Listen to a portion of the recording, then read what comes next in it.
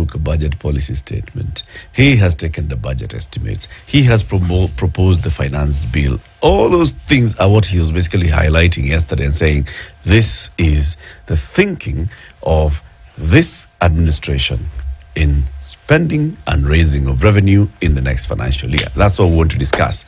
Is this first Kenya Kwanza government budget a hustler budget? We're joined by Professor Eksen Iraki from the University of Nairobi and an economist, and he's here.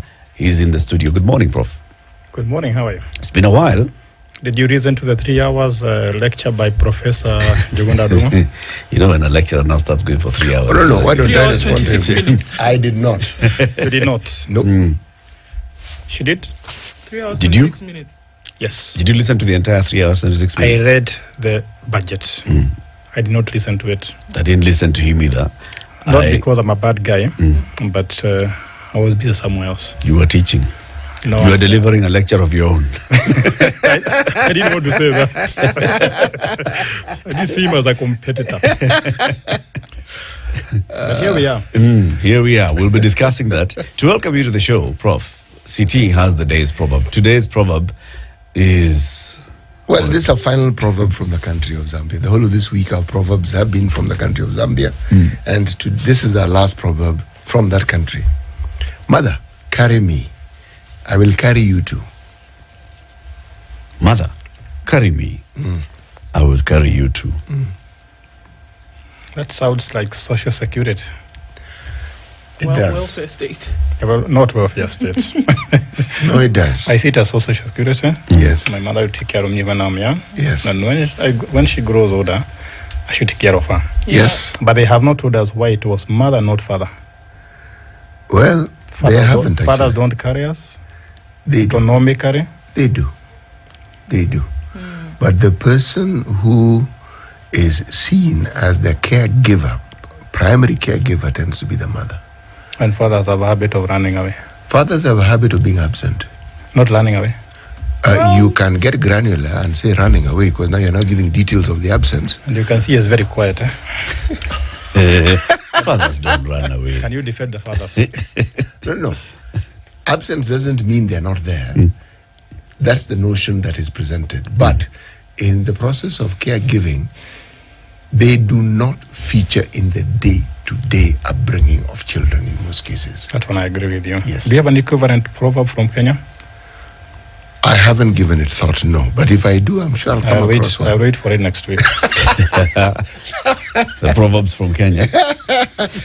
Equivalent proverb from Kenya. Well, the challenge is on, so let me just say now, our proverbs for next week will be from Kenya. Yes. And you look for one that I has will look mother for one. and carrying. Yes. So, Father carrying somebody. Yes. Or dropping someone. or dropping. Yes. So, Prof, you read the budget Yes. speech Yes. by the CS yesterday. And just like I said earlier, I mean, what the CS was saying is what he has been presenting to Parliament all this time. It was basically just summarizing the thinking of the government And making it official. and making it official. So what happens now after yesterday? Maybe before I tell you what happens after yesterday, I want to make a few observations about what I read and what I read. One, the budget was 29 pages. You can take about 1.5 hours to read if you are fast reader. Throughout the speech, there was something like Mr. Speaker, sir. And I was wondering why it was not Mr. Speakers, because I thought there are two speakers nowadays, but there's only one Mr. Speaker. It's the first budget that this government has set itself free from President Uhuru Kenyatta's budget. Now they are free to do what they want, and we are waiting to see that. And there was something for everybody: the entrepreneurs, the employees, and even the hustlers. For the employees, I like the way they got some protection, for example, duties on imports. For the employees, good luck on taxes. And for the hustlers, there was the hustlers fund, which I think was enhanced. But what surprised me was there's still a budget deficit, but it is lower than last year's. And then there was a lot of emphasis on the achievement of the last 9 months, which I think was good. It came much earlier. And finally, I saw the role of IMF being highlighted. which was quite surprising. The CS highlighted what IMF has helped, how IMF has helped us, and World Bank. But finally, there wasn't a lot of excitement over the budget as we are used to. You couldn't even know there was budget reading yesterday. In the past, when you were young, it was a big thing. It was. Now I don't know whether we have become used to it, whether Kenyans have other things to think about. But I think after the budget has been read, I think it is going to be discussed in Parliament, and then wait for the implementation. And some controversies because of the finance bill. Because of that, of course. I guess we were even saying it yesterday. In those previous years under the previous administration, previous constitution as well, and even then before multi-partyism at some point when there were price controls, the budget speech was significant because one among the things that the Minister for Finance was doing was announcing the price of goods. That goods go up, price of goods go up, goods go down, and it would even come into effect from midnight on that same day. And things would disappear the previous 1 week. Yes.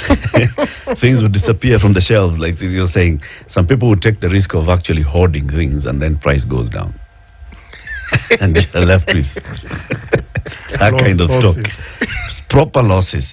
Nowadays, with this new constitution, when Parliament is now the budget-making institution, it's a longer process. So even as the CS is coming to make that speech in Parliament, it's basically just making the policy pronouncement on the direction that the administration is hoping to take in the next 12 months. You've said there are winners and there are losers. There are gainers and losers. You've talked about, for example, the enhanced hustler fund. Does the CS talk about the impact that we have had so far with the Hustler Fund and what we expect to see in the accelerated Hustler Fund going forward and such kind of things? I think he shared some statistics on the number of people who have borrowed money, and very interesting statistics, the number of repeat borrowers. I think there was even a record guy who has borrowed 50 times. I don't know where they got that data from. But the real impact on the people on the streets was not highlighted. So we know the money that was borrowed, we know who borrowed, how many times they borrowed. And they also talked about now people borrowing in groups. So instead of borrowing an individual, you can borrow in a group. Yeah. But the real impact of Hustler Fund was not highlighted. And it's not surprising because it takes time before such policy shifts, results are seen. So maybe the next 1 or 2 years, we are going to see Kenyans on the street saying, this business was funded by Hustler Fund. We've started this group. It has now become a big corporation. But for now, it's too early to judge the success of Hustler's Fund. If we look at some of the things that we're talking about, or rather that we have been shown this morning, were the big losers or the big winners. If we're looking at the big losers, because, let's save the best for last, what would be your thoughts? Because if we're just looking at some of these numbers now, for example, sports betting, 12% betting tax, and then the timing that is put on these payments and when they must be made. What parallel or what is the significance of this timing for some of these monies that we're being asked to pay? For example, media must pay within 12 hours a 15% excise duty on advertising. Sports betting tax must be paid within 24 hours of winnings. What would be the timing and the significance of it attached to these? If you remember when we were discussing the finance bill, that was one of the most contentious issues. That if I collect tax as an agent, I must remit to the government in 24 hours. And the Kenyans have been asking why the urgency. In my opinion, the reason why the government want this money because it probably doesn't have enough money. It wants money as soon as possible. If we admit you to hospital on emergency basis, we should give you drugs as soon as possible. So I think the emergency of getting this money shows how much the government needs money. If you look at the budget deficit, it clearly indicates the government doesn't have enough money. There was a time the government was draining in paying salaries. But I think the other reason why they want money as soon as possible is because the sooner you keep the money, they have the chance that money might go elsewhere. So it's probably seen more as a question of being efficient. But 24 hours, 5 days, they should stick to 20. Because if I'm a businessman and I'm given money for 20 days, I can do so much with it. Indeed. would this, but I mean, the assumption most times is that when a government is looking at the year, the calendar year, and saying we must fund the operations of and the duties that we have as government, that is why the budget comes out, right?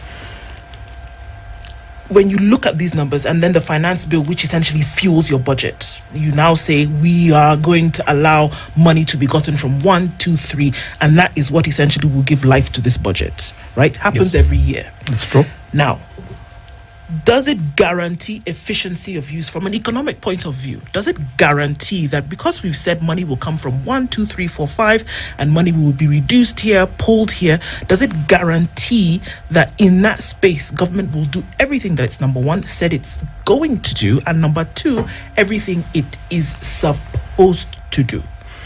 I think I compare a budget proposal and a marriage proposal. So when you marry, you have that lofty idea of what the marriage is all about, where you go for the honeymoon and you'll be happy ever after. So when the government comes with a budget proposal, it tells us what it intends to do, where they will get the money from and how they do with that money. It's never that way. And that's why you always see supplementary budgets, because the external circumstances keep on changing. The internal circumstances keep on changing. So as far as I'm concerned, the budget is an intention, but does not go as expected. But then, Prof, that's where also it comes in. With that intention, shouldn't we be realistic with the intentions? Remember that the proposals... Just like when you're going into marriage, Sawa, you know clearly this is the level of income that you have, this is the kind of person that you have, this is the kind of opportunities that are available to you. You cannot be proposing and saying, I'm going to get into marriage and immediately move into this kind of lifestyle. I think you have not been a politician. You must remember that behind the budget making, behind the budget policy statements is a lot of politics. That's why the budget is made by your representatives. You're equating politics to lies. People who have politics, people who have interests, take care of. So when you come up with a budget, there are a lot of constituencies and stakeholders you must take care of. And that is why most of the time the budget is very ambitious, because there are so many stakeholders you must you must take care of. I totally agree with you that a good budget should be realistic, but it also must raise our expectations. So it's not surprising that we always have a budget deficit. We always spend more than we correct. That's true. You see, the challenge here, for example, is on the projections. Revenue projections, which is where we get the gap for the deficit. And you can see clearly these revenue projections are unrealistic. The impact of that is that we end up borrowing more. That's true. Which ends up being a burden not just for this generation, but for future generations. That, in my books, is just being completely and utterly irresponsible. I don't think it is irresponsible if you are if you are a politician. Because look at one of the reasons why we have a big budget deficit is because of the wages and salaries that we pay to the government employees. That's a very big cost. Yeah. So if we are to live within our means, it would mean reducing the number of government employees. Now, if you are the president of this country, or if you are governor, and you start telling people to go home, you can know the consequence of that. So the government knows, and the policy makers know that their projections are so rosy and so lofty. But because of that political reality, they have to keep on making those promises. But personally, I wish we had a balanced budget, that we don't need to keep worrying about where we are going to pay the extra money. But the political reality is that you have to take care of those so many interests. Can we have a balanced budget? Is it possible in some countries Kenya to have it whereby, you know what, we can live within our means, struggle a little bit here and there, not work with bloated government institutions, not work with bloated government spending at the expense of here we are saying that political appetites must be satisfied at the expense of the livelihoods of Kenyan citizens and the economy itself. I wish we would change the constitution and make it clear that the budget should always be balanced. In some countries, they have a balanced budget. By law, that you must have a balanced budget. But in this country, it's not there. So the politicians, the leaders have a lot of leeway in coming up with a budget that is not balanced. But you also have to remember that if we had a completely balanced budget, it would also restrict us. See, some of these deficits we get are sometimes for our own good. You borrow money to build highways, to build roads, and to fund development projects. Even projects like the U.S. interstate system was built by borrowing. So sometimes borrowing gives us a chance to get consumption we would get in future today, as long as we do that responsibly. So, key word here, responsibly. Yes. And is that not the bane of our existence? Because we talk about the amounts of money owed, the amount of money borrowed, the amount of money in our budget, and there's always a discussion as to whether all that money at the end of the day is actually spent on what it was intended for. And the reason why money is never spent in the way it is intended is because of you and me, all of us, because we are voters. As soon as we elect our MPs and senators to the parliament, we stop at that. We don't watch over them. But if we remained vigilant and demanded that we voted you to do ABC, to balance the budget, to make sure that money goes to the right use, that money would go to the right use. Who watches the watcher? Yes, as voters, we are supposed to watch our parliamentarians, our MPs, our counter reps. We are supposed to watch over them. We should oversee the overseers. Yes, but because we don't watch them, they do what they want. And I like the debate that came the other day. I don't know whether you remember, where the MPs were being told, you have to vote this way. Then they were saying, wait a minute. I like, was she one of the women left from Kiambu, or who was that? She's the MP for Gedongori. I will vote the way I want, as long as I represent my MPs. My people. My voters. That was very bold, because she's realizing that she owes her allegiance to the people who voted her. Yes. But a lot of other real reps don't owe their allegiance to the voters. That's why they do what they want. It's about you've said the reality of our politics. Yes. Also comes into play in the budget making. No question about that. But then the reality of our politics is also the reason why the Constitution created certain institutions. So they create that sort of a balance and check that says, all right, there's politics and then there's reality. That's true. The reality comes in the institutions. Public Service Commission, established under the Constitution, and this is the one that is supposed to look at the staff complement in government and come up with staffing policies. It says, if you go into any ministry, department, or agency, the complement in staffing should be at least 70% should be technical, and then 30 should be supporting. Now, there's a complaint that actually now this has just become jumbled. It's the other way around. You have 30% technical, 70% are supporting staff. You have 7 drivers. You have I don't know how many people. And this is a big issue. I will read an excerpt of what the CS read in Parliament yesterday, and I will, of course, start with the way what you said. He had every statement started with Mr. Speaker. Mr. Speaker, he said. I'd like to be a speaker for 1 month. A large number of state corporations rely on the exchequer funding to service their payroll and other expenses. Over the years, bloated payrolls have remained a large burden to the exchequer, resulting in accumulated unserviced statutory obligations and pension liabilities running into billions of shillings.